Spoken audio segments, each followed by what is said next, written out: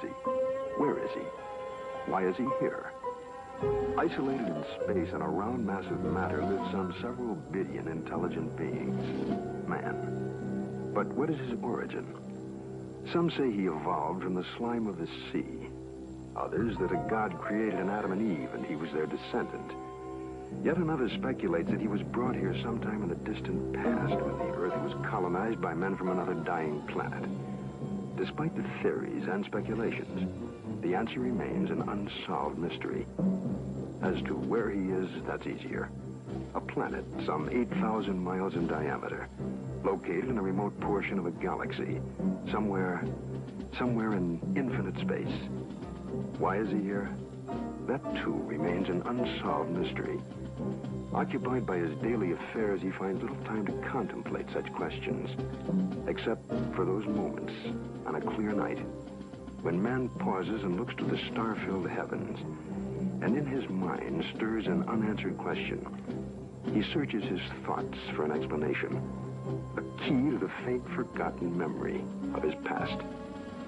And perhaps at that moment, somewhere else in the universe, on a distant planet similar to his own, somewhere on the other side of our galaxy, other intelligent beings wondered too, and set out in airships on an adventure through space to search for their answers. November 2nd, 1967. Two men are driving west of Loveland, Texas. The night is clear and still. Then around 11 p.m., they have an extraordinary experience.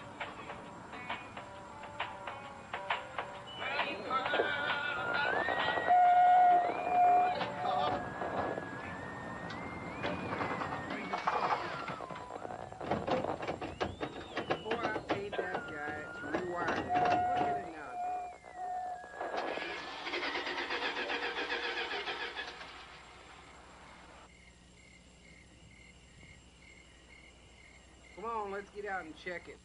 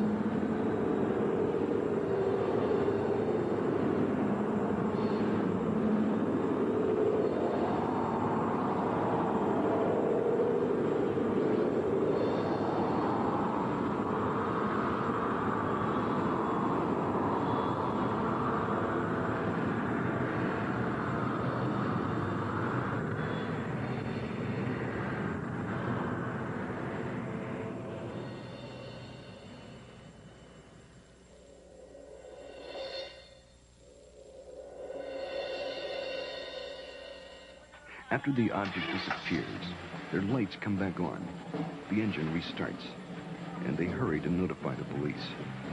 Later, the Air Force investigates their story and 15 similar reports before concluding that a form of globular lightning was responsible for the sightings. But there are many other possible explanations. What you're witnessing is based on fact. Some will find it fascinating. Some may find it frightening. But it is all true. With special thanks to NASA and the Department of Defense for their cooperation in our search for UFOs. It has begun.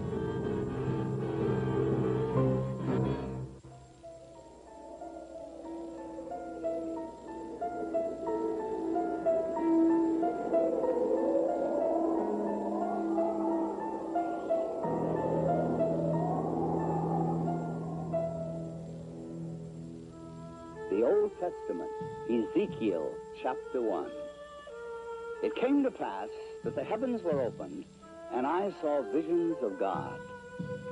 Out of the midst thereof came the likeness of 4 living creatures. They had the likeness of man. Now, as I beheld the living creatures, behold, one wheel upon the earth by the living creatures. The appearance of the wheels and their work was like unto the color beryl, and their appearance and their work was, as it were, a wheel in the middle of a wheel. And when they went upon their four sides, and they turned not when they went.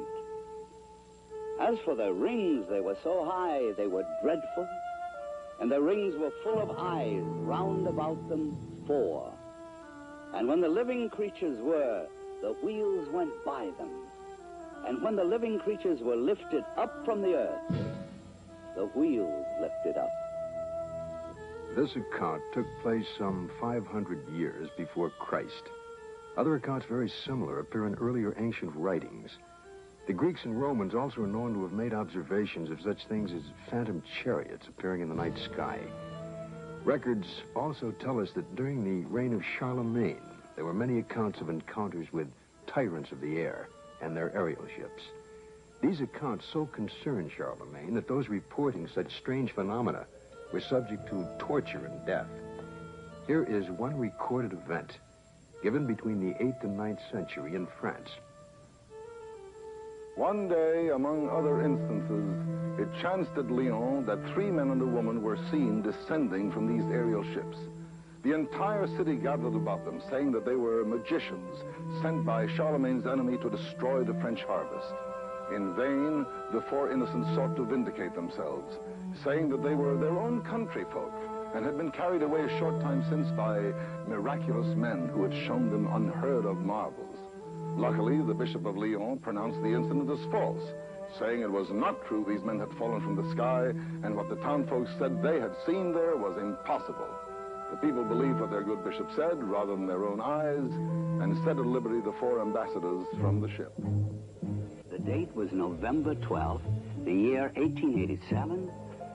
The time was near midnight aboard the sailing ship Siberian, when it was reported that several people aboard ship witnessed a huge sphere of fire.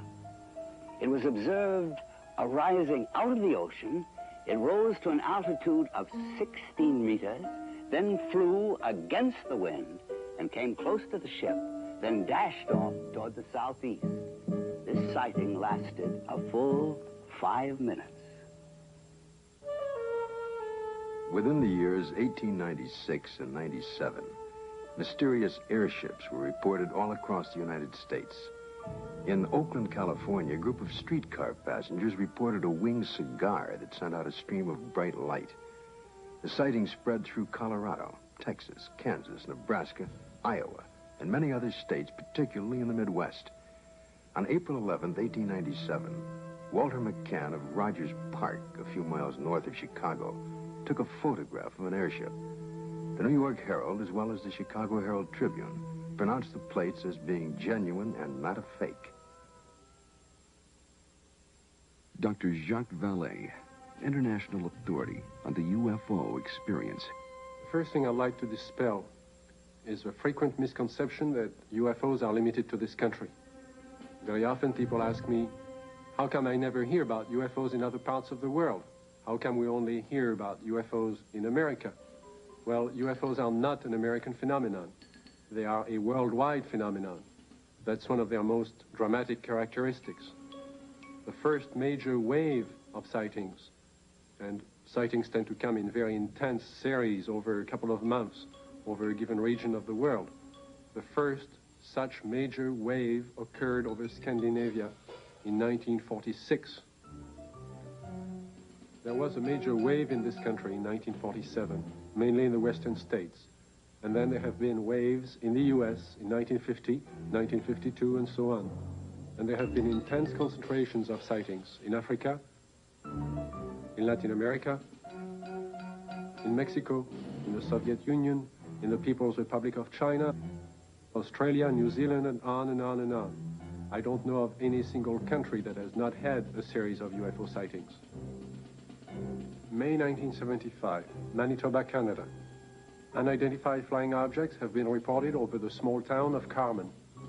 The objects have been seen by many witnesses over a period of several weeks.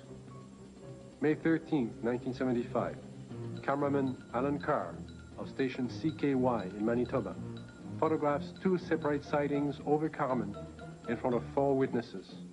The first sighting occurs at approximately 10:30 p.m. The object appears to be stationary just above the ground. Then, almost simultaneous with a flash which appears in the sky, the object moves north at blinding speed.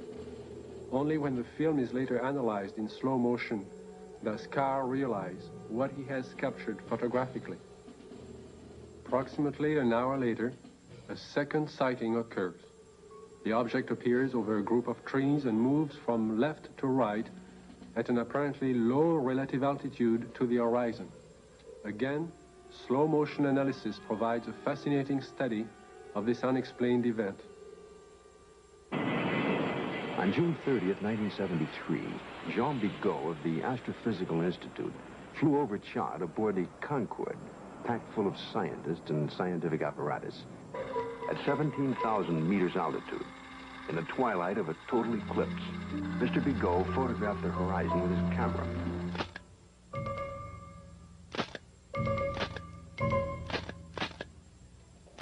When the photo was enlarged, one of the slides showed what you're now seeing. If you look closely at this photograph, it resembles exactly what has been cited by many Americans during 1973 and 74. Although NASA takes no official position as to the UFO phenomena and their probable explanation, nevertheless, there remains on the record several unexplainable sightings by Gemini, Apollo, and Skylab astronauts. The first sighting occurred during Gemini 4 in June of 1965. Astronaut Jim McDivitt suddenly spotted a cylindrical object with arms and antenna.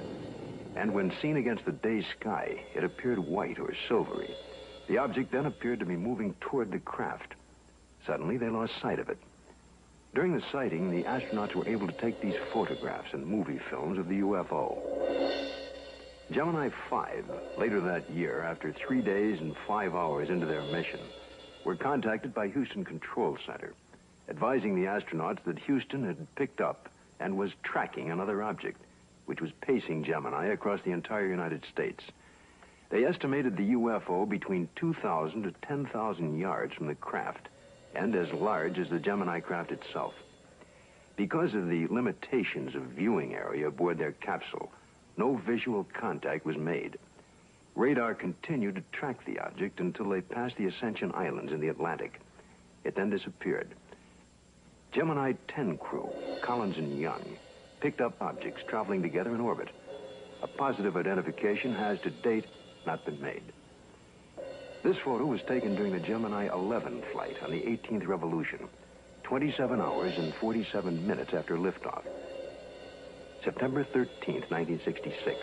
This UFO was tracked visually and recorded on film by the crew and is truly considered unidentified by the photo interpretation experts at NASA. Perhaps the strongest and most spectacular of all the sightings took place aboard Apollo 11 on its way to the moon for the first moon landing. The ship was 1 day out, on July 16th, 1969, when they spotted an unusual object. It had a sizable dimension to it. At first, the crew thought it was the Saturn IV booster rocket and called Houston for confirmation. Houston informed them the booster in question was some 6,000 miles away. The object remains unknown. During the Skylab 3 second manned flight, on the 23rd day of 1973, at sunrise, a series of 4 exposures were made by the crew of a visually sighted unidentified flying object, or satellite, as considered by the NASA Photo Interpretation Laboratory. The Skylab crew noticed a large star-shaped object, brighter than a planet or star. They watched it for about 10 minutes. They estimated its distance as from 30 to 50 nautical miles from Skylab. It, too, remains an unknown, despite North American air defense and NASA's attempt to identify it. Among the thousands of military men in recent times who lost their lives while in the service of their country, the circumstances surrounding Captain Mantell's death are indeed extraordinary. This experienced military pilot who'd flown in the invasion in Normandy and numerous missions over the Rhine under heavy attack would take with him to his death perhaps the closest glimpse of what was thought to be a UFO. The date is January the 7th, 1948. The time is 2 o'clock in the afternoon here at the Godman Air Force Base, just outside of Louisville, Kentucky. A Kentucky state policeman calls in to report what he has sighted. It's an unusual aircraft, circular in appearance, approximately 250 to 300 feet in diameter. I'd say it's moving westwardly at a pretty good clip. Any information? Negative. I will check with our commanding officer. Instructions were given to contact nearby Wright-Patterson Air Base to see if they had any experimental aircraft up in that area. Flight test. We have no experimental aircraft in the area. The reports still continued to come in from adjoining towns. At 1:45 p.m., it happens. It's very white and looks like an umbrella. I don't know what it is. Through the binocs, it appears to have a red border at the bottom at times and a red border at the top at times. At approximately 2:30 p.m., a flight of Air Force P-51s come into view. The base commander decides to contact the flight leader, Captain Mantell. This is Godman Base Commander. Roger, Godman Tower. This is NG-869, flight leader. Over. NG-869 from Godman Tower. We have an object out south of Godman here that we were unable to identify. We'd like you to take a look for it. Roger, I will take a look for you if you give me the correct reading. Mantell moves ahead of his wingman. The tower advises the flight leader to correct his course 5 degrees to the left to 210 degrees from Godman Tower. Godman Tower, this is flight leader NG-869, Captain Mantell. Object traveling at half my speed and directly ahead of me and above, and I'm closing in to take a good look. Can you give us a description? Appears metallic and to be of tremendous size. I'm going to 20,000 feet. The other pilots level off under 15,000 feet and start down. At approximately 3:15 p.m., Godman Tower loses sight of the UFO. 5 minutes later, the report came in that Captain Mantell's plane had crashed. He was found dead. His watch had stopped at 3:10 p.m. that afternoon. What was it that caused this experienced pilot to become intrigued with an object that he would unwittingly give his life pursuing? 6 months later, a cylindrical-shaped object giving off a phosphorescent glow was to be sighted in the night sky over Robbins Air Force Base in Georgia. At 2:45 a.m., Captain C.S. Childs and First Officer J.B. Whitted were piloting a routine Eastern Airlines flight number 576 from Houston to Atlanta. When Whitted reports, we sighted an object coming toward us. This strange object had a stream of red fire coming from its tail, and I could see it was much larger than anything I had seen or read about. Childs then notices that the object had no wings supporting it. It passed us on the right side. Its speed was about 700 miles per hour, and both men get a very good look at this unusual object. It was about 100 feet long, shaped like a cigar. As it passed, they clearly saw 2 rows of windows, an upper and lower, that were large and square. During that evening, there was a third witness, the one passenger who was awake on that Eastern Airlines flight, Clarence McKelvey. I was startled, frightened. A male steward came to me and said, "I noticed you've been looking out the window. Will you talk to the pilot?" And I said, "Well, of course." The pilot came down with his clipboard. He was visibly shaken. He told me that he had been a flyer in the war and had covered so many million miles of flight and had never seen anything like this before. What was it that I saw? I saw this object. It was cigar-shaped. It had a row of windows. Behind them, it was lit. Out of the rear was a cherry red flame. This hair-raising experience was witnessed by 3 aircraft, a passenger, and ground observers added more corroboration. The conclusion of an air intelligence report was that the object remains unidentified as to origin, construction, and power source, and goes into the record classified as unknown. This is the Pentagon, Washington, D.C. And this man is Colonel Bill Coleman. He was Chief of Public Information for the United States Air Force from 1969 to 1974. It was here at the Pentagon that the Defense Department first became interested in the UFO phenomenon. This occurred in the late 1940s, with reports about objects and lights seen in the sky by military personnel and others. The Air Force decided to investigate the matter anyway. There was that one possibility that these flying objects could well be foreign weapons used for test purposes and might affect our national security. The investigative branch was called Project Sign. The project had only been underway for about 2 weeks when the Mantell crash had made headlines across the nation. The staff's investigation was far from complete, but public pressure was enormous. And they were forced to come up with an answer to really quiet growing speculation that Mantell had been killed by hostile aliens and some flying saucer. That's when we decided that Mantell had chased the planet Venus. However, this was an initial finding. The Chills and Whitted case had an impact on the Air Force project. It presented the first close-up account by highly reliable witnesses. The object described led some of the staff to postulate an extraterrestrial theory.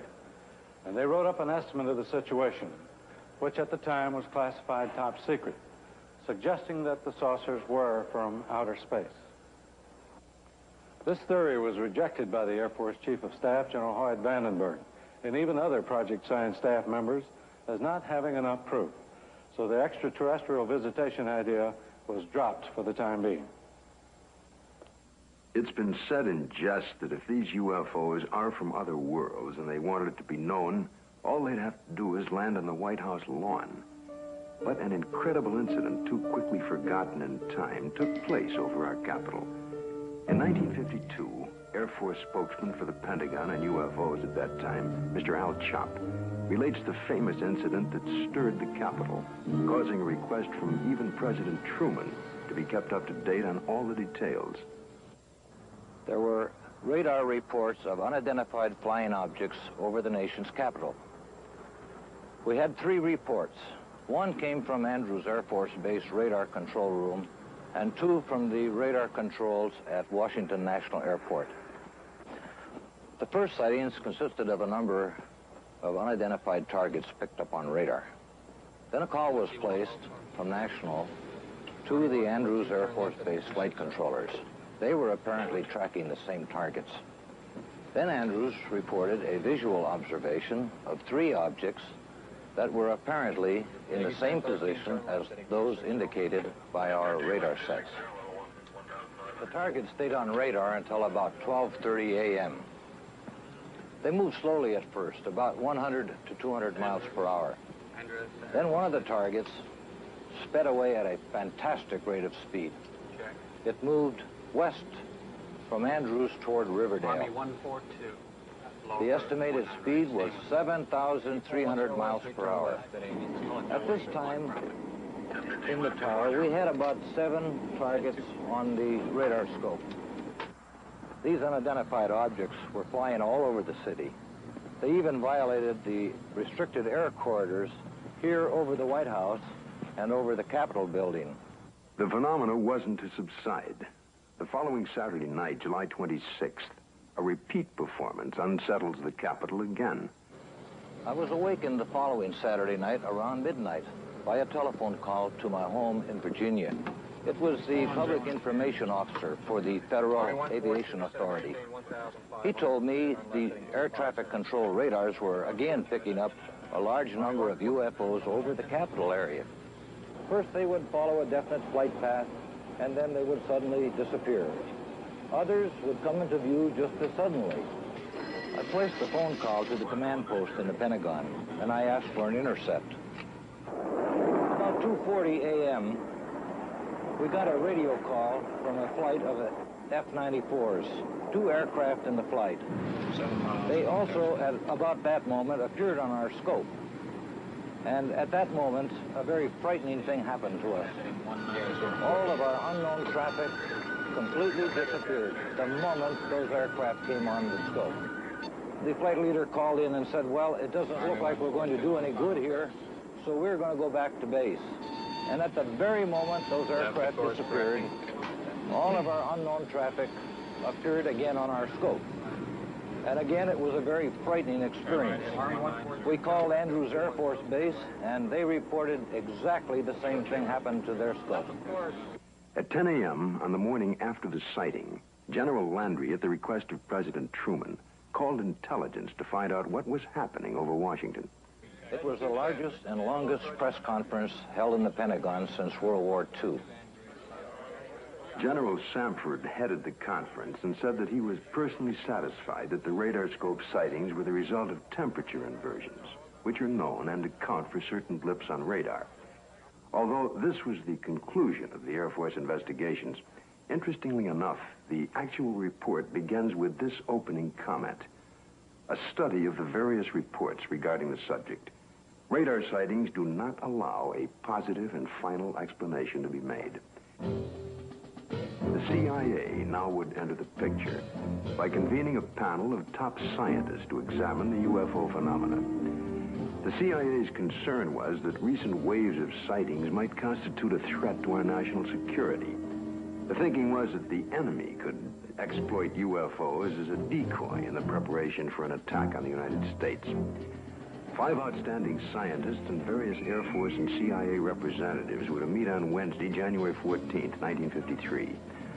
Among the panel members was one associate member who was destined to have more experience with the UFO phenomena than any other American scientist to date, Dr. J. Allen Hynek, astrophysicist and head of the astronomy department of Northwestern University. I was called into the meeting on Thursday. The panel members were seated around this table.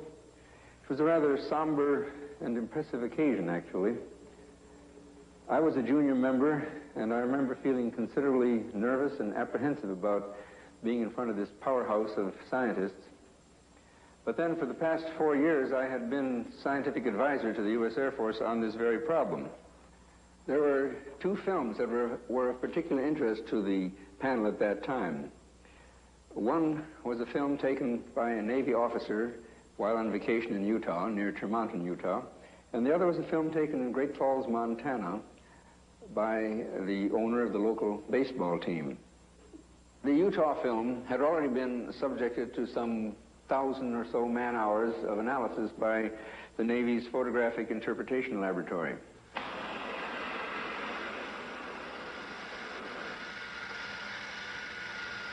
So the panel got up from their chairs and crouched around the wall to examine the films, and they asked to have the films run several times, as a matter of fact. Now, the Navy had, on the basis of their detailed analysis of the Utah films, they had concluded that the objects shown on the films could not be birds, balloons, aircraft, and so forth, but indeed that they were self-luminous, unidentified objects. Despite this conclusion, the panel rejected it and concluded that the objects were birds. They couldn't be unidentified, therefore they had to be birds. I came away from the meeting and from the room with the distinct feeling, however, that the panel had deliberately moved to debunk the whole subject and not to give it the serious scientific attention which it deserved. It seems the CIA was to become involved in the UFO phenomena again, in a most unusual way. A series of episodes were to take place that, up until the airing of this program, were not public knowledge. The events were so bizarre that it's hard to conceive they happened to individuals associated with such no-nonsense organizations as the Office of Naval Intelligence and the CIA. This man is retired Lieutenant Colonel Robert Friend, U.S. Air Force, and former head of Project Blue Book. Friend, now on the management staff of Celesco Industries Incorporated, which builds and launches missiles for defense testing purposes. Friend now relates this most unusual experience. It was 1959 when I was invited to attend a briefing in the security portion of this building. It seems a retired Rear Admiral had information about a woman in Upper Maine that purported to have established contact with extraterrestrial beings. 2 naval intelligence officers were sent to investigate. The naval officers met with the woman, and she went into a trance, supposedly to establish contact with the purported extraterrestrials. And then they asked her scientific and technical questions that a woman of her education could not possibly know the answers to. Yet, as the questions were put to her, she was able to answer easily with seeming telepathic help from these purported extraterrestrials. According to the report, she indicated there was an organization, OEEV, which meant Universal Association of Planets, and that organization had a project, UNZA, meaning Earth, which was being conducted. Then an unexpected turn took place. One of the naval officers was informed by the woman that they, the extraterrestrials, were willing to answer questions directly through him, a naval commander and intelligence officer with no prior experience in telepathic communication. He took over and attempted to write down the answers to questions put to him by his fellow naval officer. The word traveled back quickly to Washington officials and the very skeptical CIA. Nevertheless, there was no reason to totally disbelieve the report of this highly respected Navy commander. Questions were put to him, such as, do you favor the government, religious group, or race? And would there be a third world war? The answer to both was no. The group then asked if they could see a spaceship, and the commander, still in a trance, told them to go to the window and they would have proof. The group moved to the window where they supposedly observed a UFO. I was told that a call was made for radar confirmation. The reply came back that that particular quadrant of the area was blanked out on radar at the time. After being briefed on all of the details, I asked the commander if he would attempt to contact me.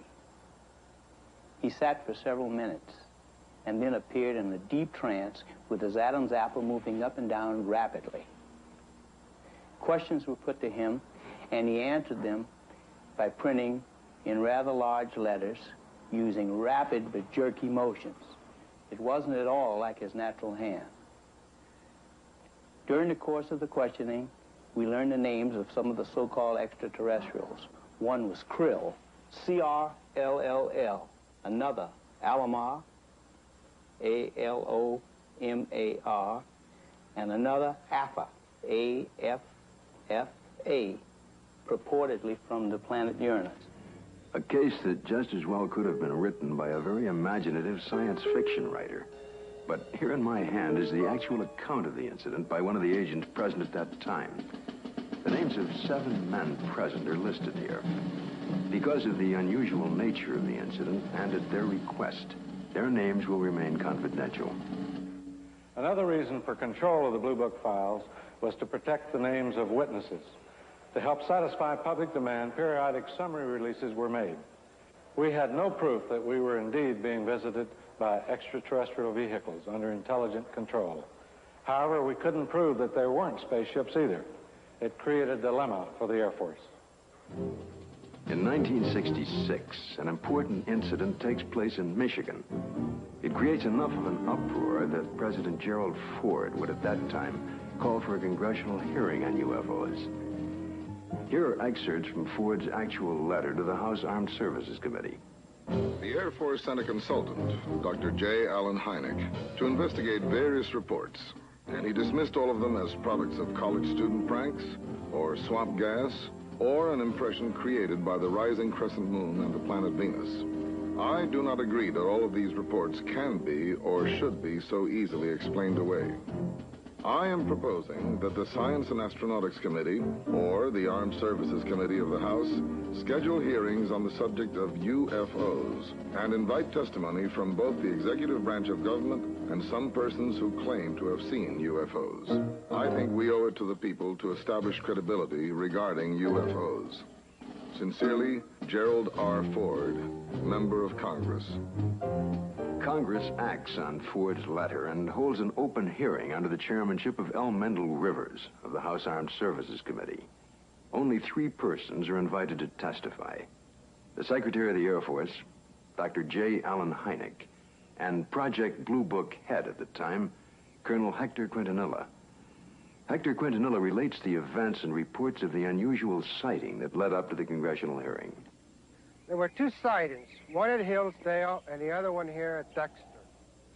Based upon the original reports from the Sheriff's Department, it all began at 8:35 p.m. on March 20th, when Frank Manor, who used to live over there, reported to the Sheriff's office that he had seen a strange object in the swamp over there. According to the police report, the police officer, in company with the complainant, proceeded along Territorial Road until they reached Brant Road, at which time they turned left, proceeded to the end of the road, secured their vehicle, got out of the automobile, proceeded along the cornfield, keeping the trees lined to their left. Then they crossed an open field to the creek. They crossed the creek and reached this point, which was their vantage point, and observed the object. Frank Manor described the object as brown in color, quilted, with a porthole in the center, sort of flat on the bottom, cone-shaped towards the top. Two small lights, one at each end, one glowing bluish green, the other one a brilliant red, with a glow at the bottom. Well, of course, by the time I arrived, the situation was so charged with emotion that it was impossible for me to do any really serious investigating. I had to fight my way through reporters to interview the witnesses. Other sightings were reported over the area, and a solution from Dr. Hynek and Major Quintanilla seemed in the offing. Well, the pressure was mounting for an official explanation. There were more than 60 newsmen jammed in at that news conference. I gave what I thought to be at that time the only scientific explanation possible for the faint lights in the swampy area. I made the statement that it could be swamp gas, and even though I went on to emphasize that I couldn't prove it in a court of law, that was the full explanation for these sightings. Well, the press picked up the phrase, swamp gas, and rushed off to the telephones, and I was to come into a great deal of criticism over it. What was the outcome of that congressional hearing? I believe the Air Force presented its site quite openly and completely. It seemed to satisfy the members of the committee. Now a remarkable observation is to be recorded. If the facts are correct, the Air Force must now consider the possibility of beings related to UFOs. It happened in Socorro, New Mexico, here just outside of this quiet desert town. A state highway patrol officer, Lonnie Zamora, was on duty, as he had been for the past several years. A black Chevrolet was observed, speeding by the courthouse. Zamora put his highway patrol car into pursuit. Lonnie chased the car north on US 85. As he passed this hilly area, Zamora heard a roar and something caught his attention. 10 or 15 seconds pass. Lonnie then calls in to the sheriff's office. The time was about 5:45, I recall. And he said, Socorro to 1044, an accident. And then he said, I'll be 10-6 out of the car, which meant that I was going to be investigating a possible accident.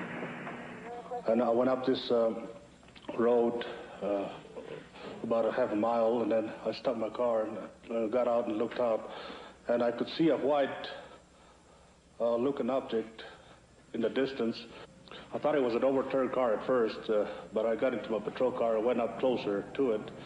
And when I started to get out of the car, I heard a big roar.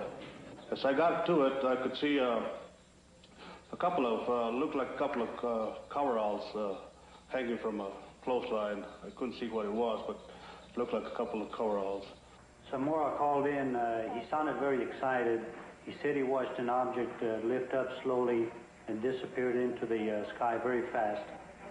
I went down to where the object had been, and I noticed the brush was burning in several places. The object had left 4 perpendicular impressions on the ground. I noticed several bushes were smoldering, but they felt cold to the touch. I noticed what appeared to be a couple of oval footprints on the ground. I knew Lonnie had seen something. The proof was right there.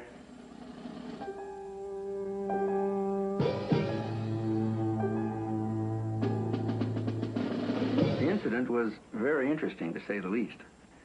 It seems to differ from practically all the earlier cases we investigated from one standpoint. The vehicle had left pod marks.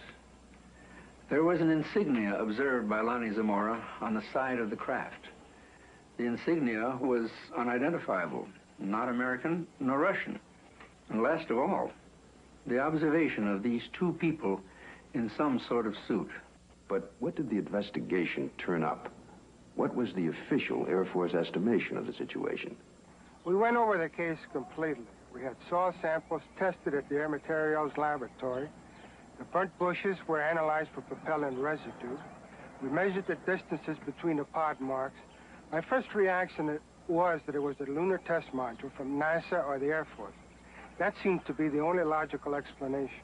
This was probably the best documented case in the Air Force files, and I checked it out everywhere, all the way up to the top, even to the White House command post, and nothing.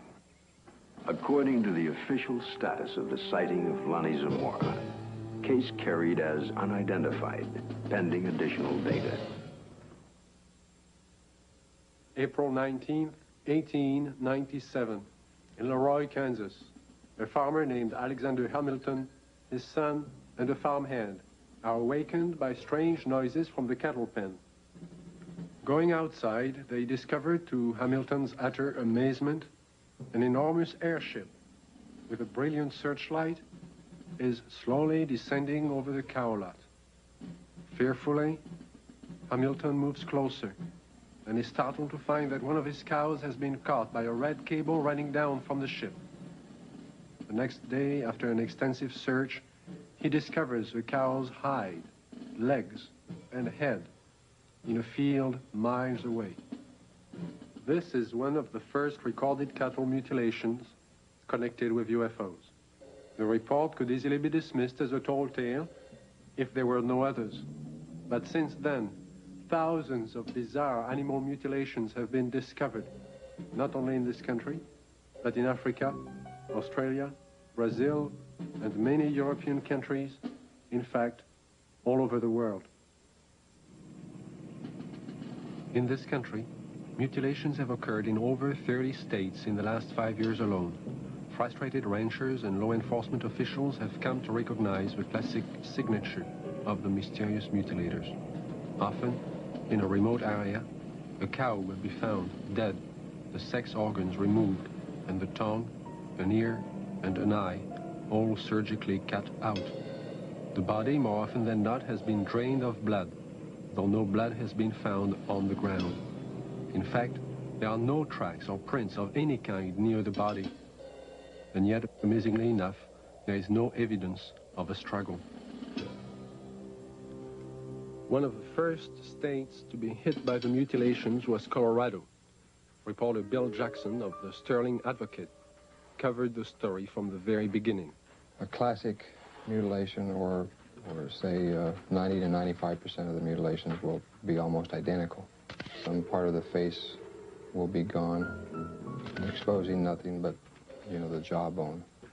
An eye will be taken, the tongue will be cut out, and an ear will be taken. The rectal area of the animal will be what appears to be bored out. The reproductive organs will be removed. In the case of a cow, the udder will either be entirely removed or parts of it will be removed. Usually, in probably 90 or 95% of the cases, there will be no blood whatsoever in the animal. And there will be no traces of blood on the ground where it fell or where it was mutilated. All you've got is the carcass, and you've got no idea why it died, or how it died, or how it was mutilated. It all began in 1975. It was a bizarre time. Nobody had ever seen anything like this before. Not only did we have the mutilated dead animals on the prairie, but we also started getting the lights in the sky at night. Along that time, there were many theories that were being developed on why this was being done. The satanic cults were being blamed, dope smugglers, UFOs, a government experiment of some kind. As time went on, the situation became so widespread that people realized it couldn't be the occult or the dope smugglers, which left us two possibilities. Number one, it was being done by a government, let's say. Or number two, it was being done by UFOs. As more and more cases were reported, the Colorado Bureau of Investigation was called in. Well, our position is basically one where predators, at least our investigation determined that predators were responsible for probably 99% of the reports of mutilations. As I said, there were 203 separate reports received from this agency. But of the 203, we only received 45 tissue samples to conduct microscopic analysis on.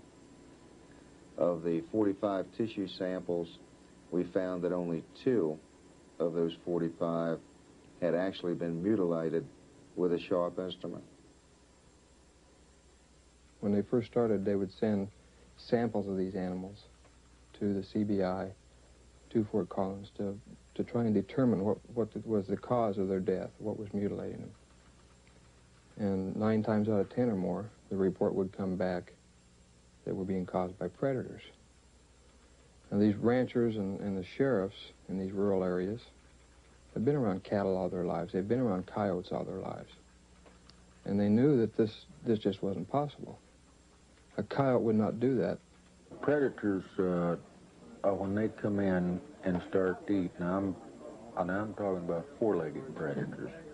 They'll come in and they'll bite, and then they'll pull and they'll tear. The cuts we have, even we can't make cuts like this. We've tried this many times on dead animals with scalpels, razors, and knives, and we can't make the same cuts. We've had cattle that we've went and investigated that were, called in, and I think I have a mutilation here, and we went out and we seen it, and it was not a mutilation. And these are not the ones that's reported. The ones that we classed as a classic type mutilation are actually mutilations, and they're not predators. Animals, wild animals, predators, coyotes, won't approach these carcasses. But in the case of an animal being mutilated in the wintertime, there's possibly something about the cold weather that may mask whatever it is that keeps predators away, and that will be the exception to the rule. Is this animal here is any pretty much like the other ones you had that was mutilated? Yeah. How old a cow is this, Don? 8 years old, according to the way I looked at her teeth, 8 or 9.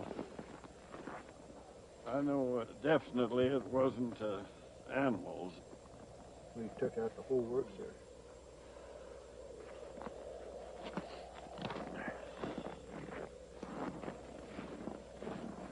Don, now on this critter here, how this looks like a real incised wound. Yeah. How it looks is definitely cut. Oh, yeah. And everything, you can tell that. I mean, even at the age that it is right now, that's opposed to the way it is to where the animals have been to it on this other side over here. Kind of notice there, the difference there, Don, between here and how animals have been to that, and that flesh is torn. Yeah. And it's not a real incise, but yet when we seen this animal the other day, now these were all incise, good clean cuts on there. Definitely. So that's a good example of what we was trying to say about the lab up there that said that they said it was predators doing it, but that definitely wasn't a predator wound there. No, I wouldn't say. Well, it looks like they went clear from the navel here, clear back in underneath here, and took the whole bag and out of the whole works out, and they cored down into the rectum, the whole rectal area. It looks like it got back into some of the reproductive organs back in there. As the mutilations and the sightings of the lights in the sky continued, it got to a point to where ranchers in the northeastern part of the state began arming themselves. They weren't getting the results they wanted from state authorities. They were concerned for their families, and they never knew when they might be next. They began patrolling their pasture land, watching over their herds at night.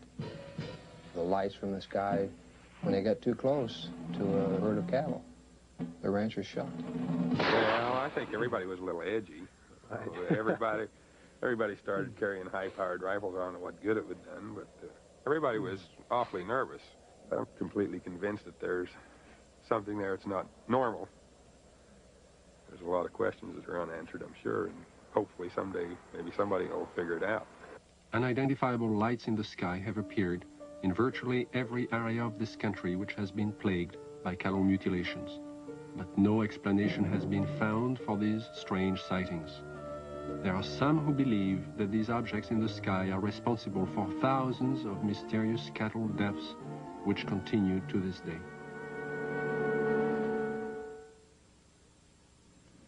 Though state and local officials have stated their views about the mutilation mystery, surprisingly few veterinarians will speak publicly about the situation. This man is an exception. Dr. William Fitzgerald runs an animal clinic in Durango, Colorado. Because of his expertise in the field of veterinary medicine, he was asked by the sheriff's office to perform an autopsy on a mutilated cow found in a remote area of state-owned forest. This particular animal had been largely exsanguinated. The anus and about the first 4 inches of the rectum had been removed. The preputial skin and the last 2 or 3 inches of the penis had been severed flush with the body wall. The left eye had been removed, and the last 1/3 of the tongue had been cut. A portion of the lips on the left side of the animal were also sawed off, presumably to gain access to the tongue, but this makes no sense because that portion of the tongue could have been easily pulled out and cut off without that, so I don't understand that point. Reports I have heard, some that I have read subsequent to this time, indicate that people have seen mutilations that they attributed to predators. And if this was a predator, he had 2 feet and a 6-inch knife, because it was a very sharp single cut in most instances. And although not the world's leading expert, I work with knives frequently. I know what they do. I know the marks they leave. Exsanguination, the removal of blood from an animal, has been a predominant trademark of the mutilators. Few officials have found an answer to the technique used in this procedure. Dr. Fitzgerald describes what he thinks is the method. If a large bore needle is placed in the animal's jugular vein while the animal is sedated, under anesthesia, or awake if you like, somehow restrained, however, the animal's heart will function as a pump and will pump out very nearly all of its blood through that needle. As the animal's blood supply begins to diminish, a natural physiological mechanism takes over and sequesters or draws what remaining blood is left into the internal organs in the center to supply the vital organs, the liver, the heart, the brain. And it will leave the peripheral area, the skin, all of the non-vital centers, largely bloodless. So if you can successfully withdraw the major portion of an animal's blood, you can cut on that animal and there will be virtually no bleeding at all from the surface. I know that I keep coming back to this point, but the animal was apparently restrained with something other than ropes. Why, I don't know. It was apparently washed completely clean. Why, I don't know. And it was in a very remote area. Perhaps these things tie together. Perhaps whoever, whatever, performed this didn't want to be observed. I think one of my initial feelings was that somebody certainly went to an awful lot of trouble to get back into a remote area where I don't believe you'd casually know there were even cattle to do all of this.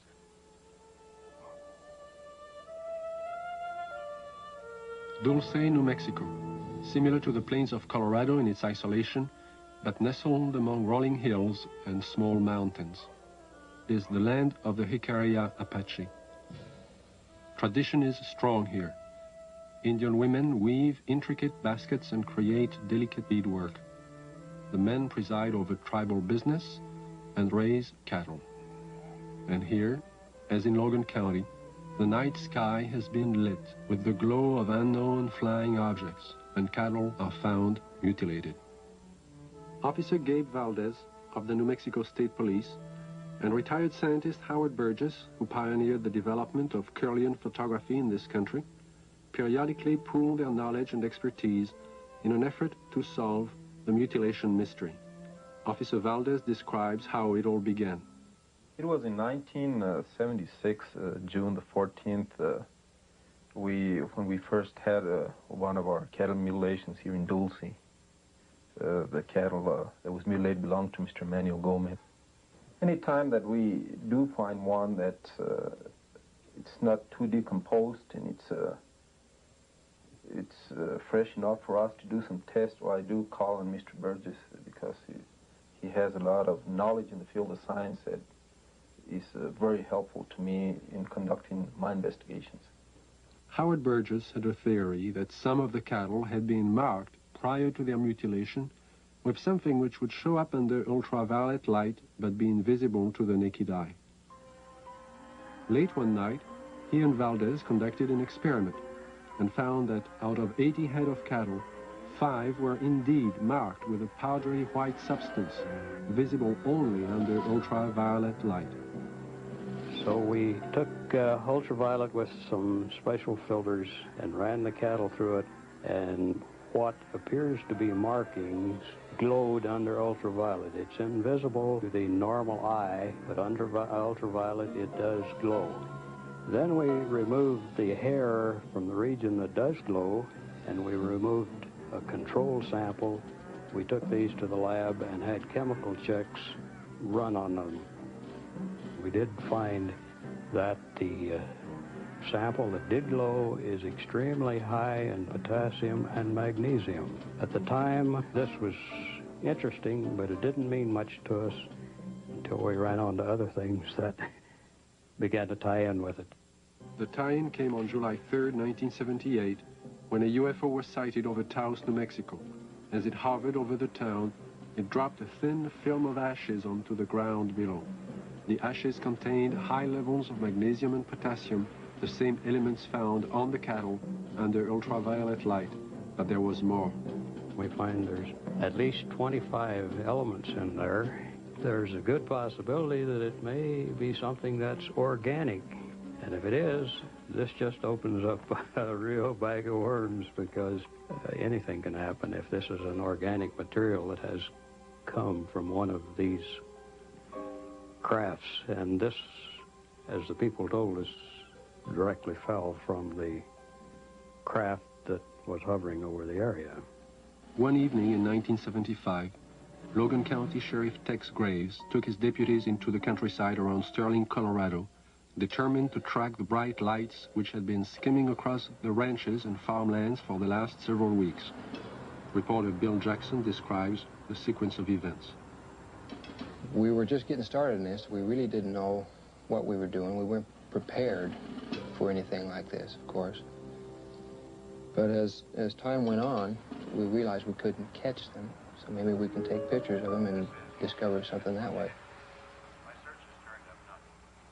About a year and a half later, the lights returned. The mutilations were still going on. So we arranged with the Honeywell people in Denver to borrow a 1100 millimeter Lentar lens from them. And I got some high-speed recording film from Kodak. And then we sat and we waited, hoping that the lights would come back and we'd have a chance. And finally that chance came. It was a stationary object that we saw for approximately 30 to 45 minutes, and the resulting shots were interesting, to say the least.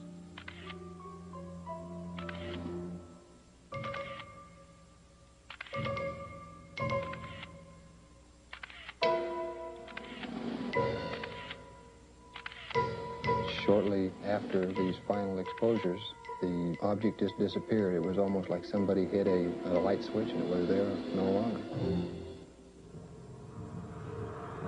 What are these unidentifiable lights? What is their nature and their purpose? Why have they appeared in the night skies immediately prior to the discovery of mutilated cattle? And how many more animals will die before the mystery is solved?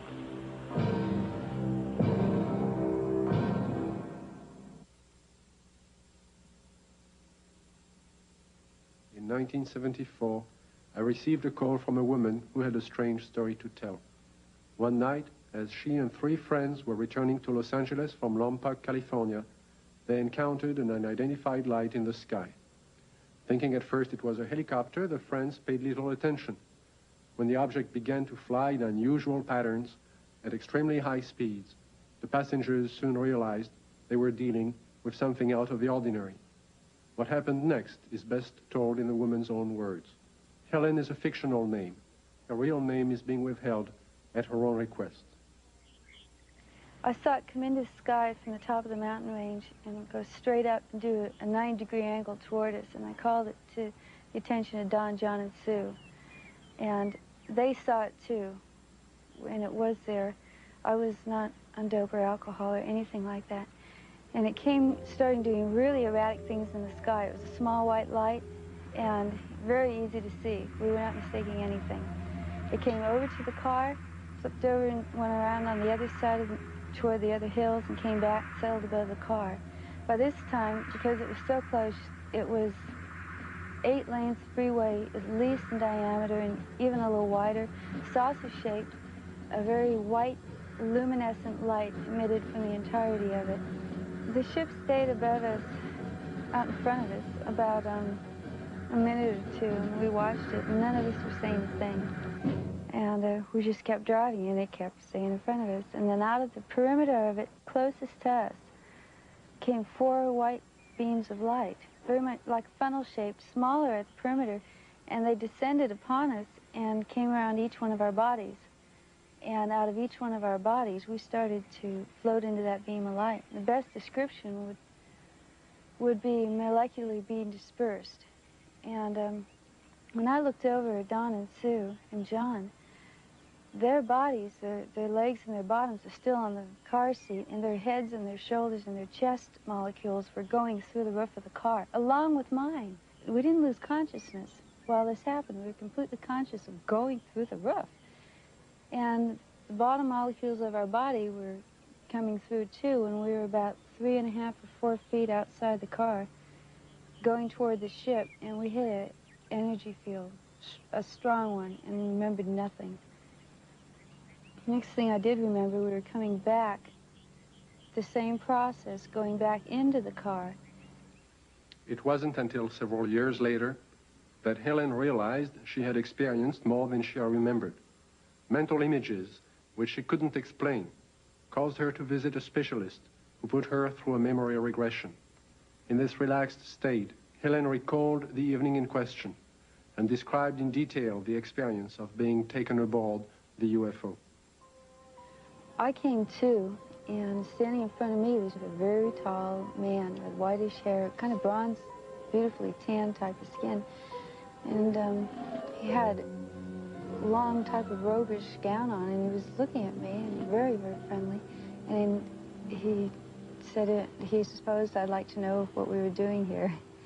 And I looked around, and I did want to know. There was a huge room that we were in that had a hallway off in front and a hallway off to the side. And they were round, curved hallways. The room was very light. Iridescent light radiated all over, but you didn't see a light bulb anywhere. In fact, you didn't see hardly anything except for the swivel chairs we were sitting in. And he proceeded to help me up, and we walked together over to the screen in front of us, across the room, and he showed us some information, pictures, and it was very cordial and very easy to talk with. The man spoke to me in English, but concurrent with everything he said was a great deal of telepathic communication, and it was completely peaceful feeling. It all made sense. He showed us a screen with many images on it that clarified some of the things he was saying. He also said that he'd been around with the other people there for thousands of years, and that they had been picking up people and giving information to people for the use of putting it into this world, into this society, to bring about a lot of better changes. And the interesting thing was that there are some people, he indicated, who we know and read about, who were given information by him. This is what he told me. And there was no fear. That's predominant, I think, in everything. from this large room where we first came on, the man led me down into a couple other rooms. And the one that's very interesting was more or less in the center of this ship, and it was a room full of dials and full of men dressed in more form-fitting clothes, whereas the one who met me had a type of ambassadorial robes on. And these guys had more like turtlenecks and Levi's. They were still white, soft, iridescent, and very comfortable looking. And they were working. There was plenty of dials, and there was lots of screens, types of scopes there, and they were doing things very involved. None of them paid any attention to us. They kept their work. After he had taken me to these rooms, we were walking again down the hall to go back to the car. And while we were walking, I remember telling him, you know, nobody's going to believe me.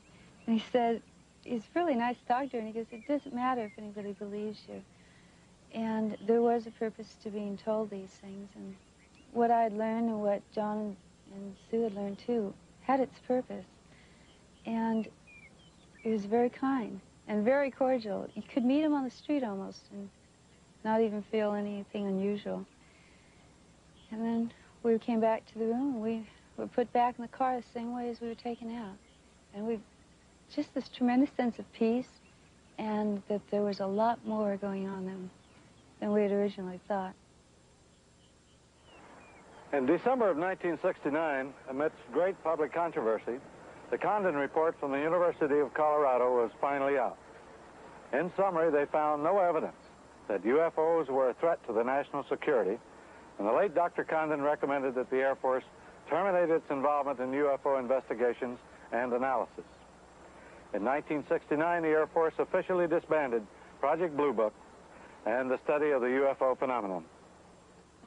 The conclusions of Project Blue Book were, 1, no UFO reported, investigated, and evaluated by the Air Force has ever given any indication of threat to our national security. 2, there is no evidence submitted that sightings categorized as unidentified represent technological developments or principles beyond the range of present-day scientific knowledge. And 3, there is no evidence indicating that these unidentified objects are extraterrestrial. The files of over 12,000 cases were placed into storage. But the ubiquitous UFO wasn't to be influenced by this government position. Incidents were to continue, with daily reports of flying objects finding their way into the news media. In the closing months of 1973 and early into 1974 alone, there are over 1,000 unrelated and unsolved reports of UFOs from across the United States. Delaware State News, Dover, Delaware, October the 16th, 1973. Dover. 3 women on their way to the market saw it. At the same time, the crew of the Delaware State Police helicopters saw it. 2 airline pilots flying over Dover reportedly saw it. Flight controllers at the Dover Air Force Base saw it. Southern Illinois and Carbondale, Illinois, October 18th, 1973. It didn't make any noise, Don said. It had red and green flashing lights on the front and back. Times Dispatch, Richmond, Virginia, October the 19th, 1973. It was hovering, and we parked there on U.S. Route 15. About 2 hours and watched it. Walla Walla, Washington, January 30th, 1974. Guards of the Washington State Penitentiary have spotted what appears to be the same UFO 2 mornings in a row from their tower positions at the prison. Scranton Tribune, Scranton, Pennsylvania, February the 25th, 1974. Police spot flying object. State's UFO reports are increasing. October 21st, 1978. Bass Strait, Tasmania. A pilot named Frederick Valentich disappears after reporting a strange craft hovering above him. December 12, 1978, La Chapelle, France. A 45-year-old worker riding home observes an oval object. Together with another witness, he sees the craft hover above them. December 12, 1978, Guadalajara, Mexico. 2 luminous saucer-shaped objects are reported by residents, then by a police officer. December 16, 1978, Palermo, Italy. A bank clerk spots a disc of light and alerts the police, who take several photographs. January 2nd, 1979, Wellington, New Zealand. A veteran pilot and a newsman filmed 7 objects. January 4th, 1979, Jerusalem. Police on duty see 3 mysterious objects at high altitude. January 5th, 1979, Johannesburg, South Africa. A woman and her son report seeing half a dozen occupants in front of a brightly colored craft on a lonely country road. Ordinary people are seeing something all over the globe. But what have the experts seen? NORAD and the Air Force do have extremely sophisticated equipment, and by use of the phased array radar facility, surveillance is maintained on objects in space. But the system is only designed to track things like rockets, satellites, and man-made debris, objects with specific trajectories and which hold an orbital or flight velocity of approximately 4.8 nautical miles per second. This system is designed to discriminate between objects in space. For example, it will ignore a meteor entering the Earth's atmosphere, but will quickly spot a satellite as it begins re-entry.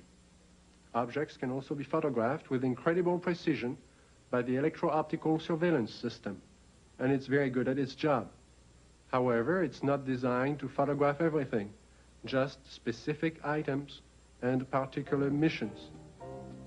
The sky is so vast, it is virtually impossible to wait for, track, and photograph all unidentified phenomena.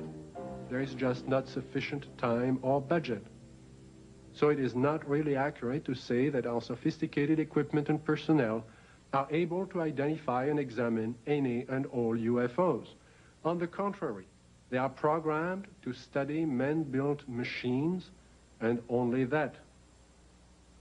Among the many reports of UFOs in late 1973, one incident would stand out because of the credibility of the 4 witnesses.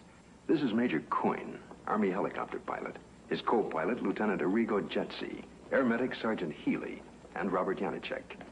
These men had just finished their annual flight physical early that day and were found fit and sound of mind.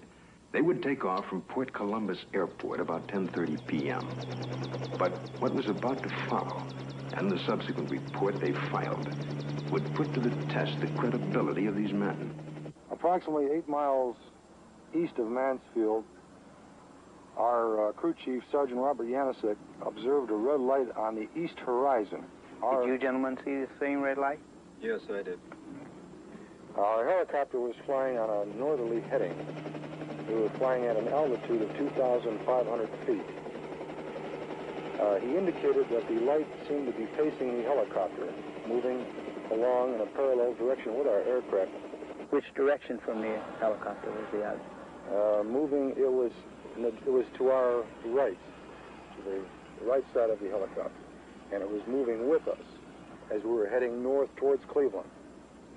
And at this time, he indicated that the light changed its direction, was coming directly at the helicopter at the same altitude.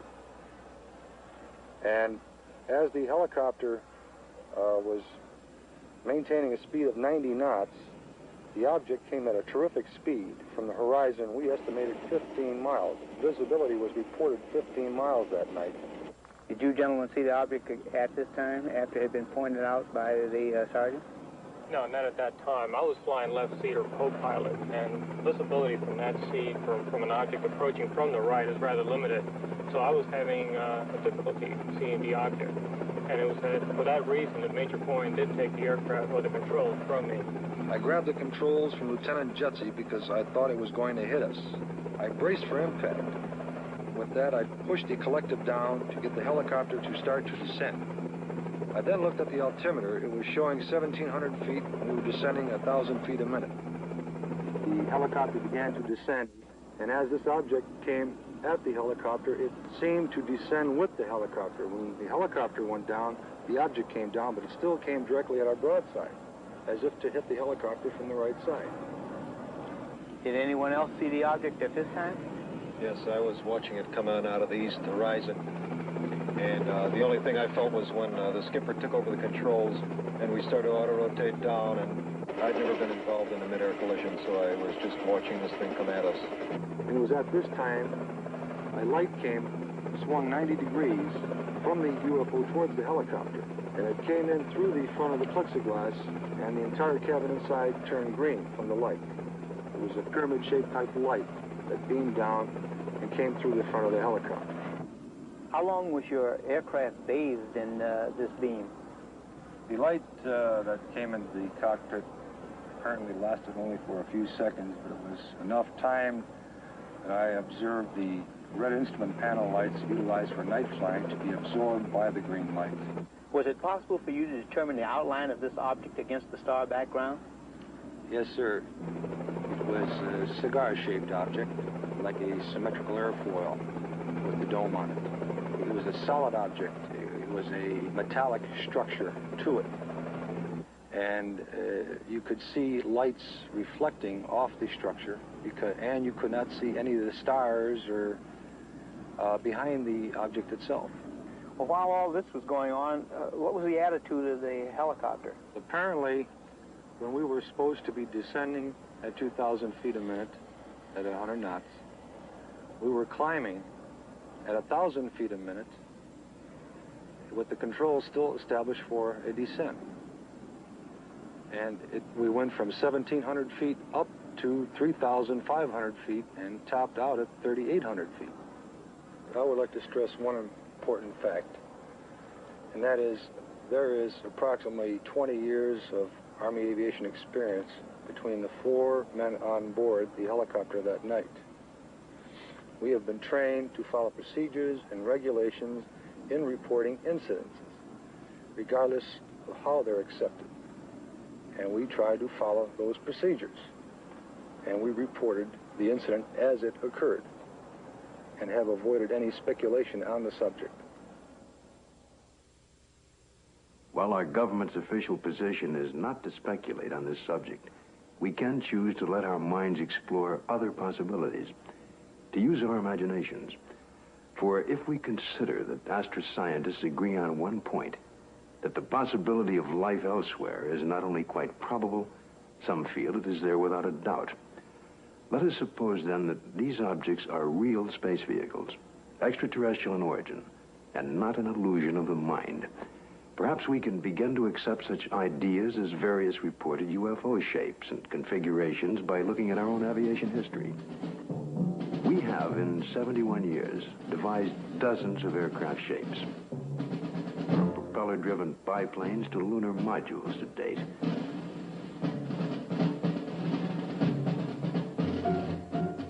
And by projecting into the future, it's conceivable that our technology may lead us to similar developments. As to the UFO's behavior, if they are space vehicles, they appear to have movement in advance of our understanding of what is possible in the 20th century. But we must realize, however, it stretches our imagination. There will be a 21st and 22nd and 23rd century, where the impossibilities of today may be tomorrow's commonplace. If these vehicles are of origins outside our Earth, then we must assume they are managed, controlled, and operated by some sort of beings, perhaps similar to us. From sketchy reports around the world, we can begin to construct a hazy portrait of these aliens. Reports indicate ashen, pale, white skin, perhaps with a thin protective membrane over them. Eyes large, far apart, with a wraparound appearance. Nose indefinite, 2 small breathing holes. A slit mouth, or small, or no opening at all. Behavior, cautious, curious, firm. Ability to paralyze on touch. Sounds emitted. Humming. Oohs in a foreign language or some accent. Buzzing as if electronic from their head and chest. Wearing head protection or overall body protection. We just might not be scientific and technically sophisticated to the extent that's necessary in order to recognize what is the real evidence in this, in what we have collected. I think we should also think of other possible hypotheses. Suppose there are such things as interlocking universes, where forms of matter which don't mesh with ours except under strange conditions. To assume that we're on the level of intelligence that would of necessity be visiting us, if they have the ability to come here, there may be no common bridge of understanding. There may be attempts at communication and we don't recognize it as communication. We must always be aware of the fact that we may be testing the wrong hypothesis. As for instance, in the days when people talked about stones falling from heaven, that was testing the wrong hypothesis. Meteorites do exist, the phenomenon exists, but they're not stones that fall from heaven. They're stones that the Earth collides with when they're in orbit around the sun. It's arrogant, egocentric, egotistical for us to think that we are the highest intelligences in the universe. I think that's completely preposterous. As far as the extraterrestrial intelligence is concerned, I believe it's out there. We have not been able to come up with a logical explanation. At least our scientists have not. The only plausible explanation that would explain all of these sightings is the theory that these could be intelligently controlled vehicles controlled by an alien species, alien to this planet. How would the public react if this event were true? To find the answer, Dr. Leon Festinger of the New School for Social Research consulted a number of prominent social psychologists from several universities across the United States. You must realize that social scientists can only make educated guesses about reactions to such a new and startling event. But nevertheless, certain behavior can be predicted. Dr. Aronson of the University of Texas points out that many people already have strong beliefs about the existence or non-existence of extraterrestrial beings and are committed to these beliefs. Dr. Walser tells us that if these extraterrestrial beings were advanced beyond us, we would probably gain technological information from them, that many Americans may worry that their benefactor will demand something in return, constant gratitude or acknowledgement of their superiority. As far as panic is concerned, most of my associates agree that it wouldn't happen unless there were, one, an imminent danger with no escape or chance to protect oneself, and two, it resulted in loss of contact with family or primary groups. And last, there is also the question of longer-term effects. What would happen over many years? One social psychologist suggests that it might help to unite the world.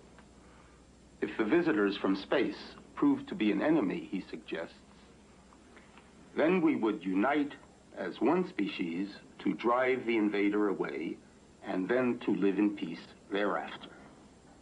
We've so far talked of the past and the present, but what are the possibilities of the future? It seems almost certain that if other beings more advanced than ourselves do inhabit other sectors of the universe, then it's quite probable there will come that day, that moment in time, when official contact will be made. Let's look at an incident that might happen in the future, or perhaps could have happened already. The premise is that contact is made by extraterrestrial beings with representatives of the United States Air Force at Holloman Air Force Base in the deserts of New Mexico. The day is clear. It's about 5:32 a.m. at Holloman Air Force Base. Traffic light. One recon plane is on the field ready for takeoff when Sergeant Mann is given a report of an approaching unidentified craft. Yeah, Bill, no, nothing on the law. I'll repeat it again. Unidentified approaching objects on coordinate 49er, 34 degrees southwest, following to the left. Go northeast course. Probably a stray civilian, maybe. Keep me informed. I see him over there. Check with Edwards. Make contact with him, Bill. This is Hollywood Air Force Base Control Tower. Identify yourself. What's your tail number? You're encroaching on military airspace. Warning, identify yourself. You're in a restricted military air corridor. Call the base commander. Base commander's office, Sergeant Whitmore speaking. Yes? Yes, hold on. Colonel, for you. This is Colonel Horner, yes? Yes, an unidentified vehicle. You warned the aircraft again? 142, turn left. What's its shape? Check Edwards. Civilian patrol? Okay, all right. Sound a red alert. Unidentified craft approaching. Hey, Bill, give me a quick check with Wright-Patterson Intelligence. There may be an experimental craft from somewhere, I don't know, here. Alert the fire chief and security and safety.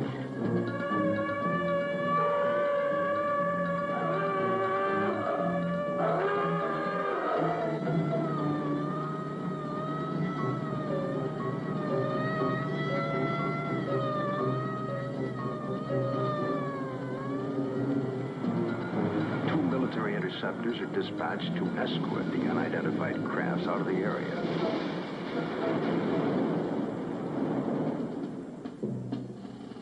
During a routine photographic mission, a tech sergeant and staff sergeant of the base photographic team were aboard a helicopter at the time and run off several feet of film of the three objects, one of which breaks away and begins a descent. A second high-speed camera crew on the ground runs off approximately 600 feet. The cameras continue to roll as the extraordinary vehicle comes into view.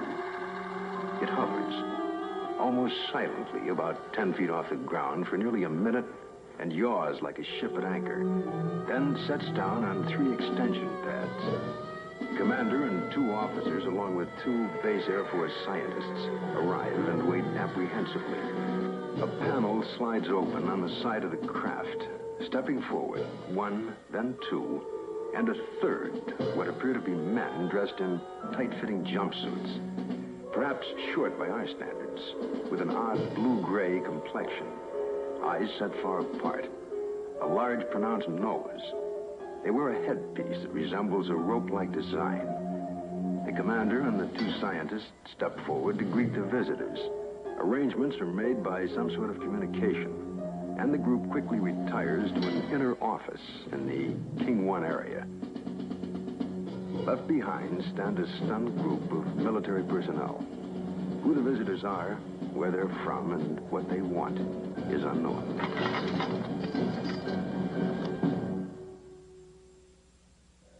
We now have a new challenge, perhaps the most monumental in recorded history.